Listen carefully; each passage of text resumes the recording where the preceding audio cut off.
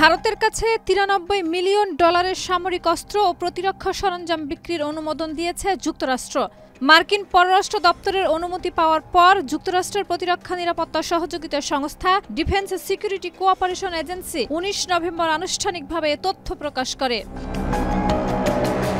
চুক্তির আওতায় ভারত যুক্তরাষ্ট্র থেকে দুই ধরনের আধুনিক অস্ত্র পাচ্ছে: জ্যাভলিন অ্যান্টি ট্যাঙ্ক ক্ষেপণাস্ত্র এবং এক্সক্যালিবার গাইডেড আর্টিলারি রাউন্ড।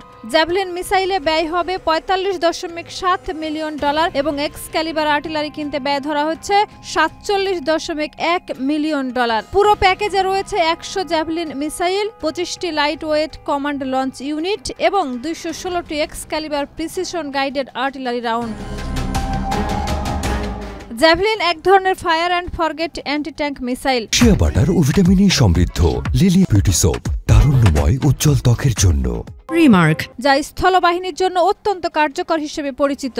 আর এক্সক্যালিবার হলো উচ্চ নির্ভুলতা সম্পন্ন আর্টিলারি রাউন্ড, যা জটিল যুদ্ধক্ষেত্রে লক্ষ্য ভেদে উল্লেখযোগ্য সাফল্য দেখাতে সক্ষম। ভারতের স্থলবাহিনীর আধুনিকায়ন পরিকল্পনায় এই দুই অস্ত্রই গুরুত্বপূর্ণ ভূমিকা রাখবে বলে ধারণা করা হচ্ছে। রাশিয়ান তেল কেনার কারণে গত আগস্টে মার্কিন প্রেসিডেন্ট ডোনাল্ড ট্রাম্প ভারতীয় পণ্যের উপরে ৫০% অতিরিক্ত শুল্ক আরোপ করেছিলেন। সেই প্রেক্ষাপটে এই প্রথমবারের মতো ভারত যুক্তরাষ্ট্র থেকে বড় ধরনের প্রতিরক্ষা সরঞ্জাম ক্রয় করছে বলে চুক্তিটি বিশেষ গুরুত্ব পেয়েছে।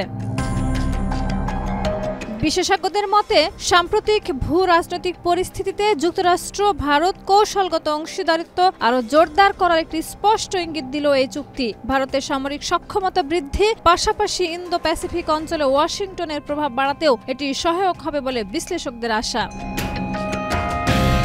শাহিদা রুবি, মাই টিভি।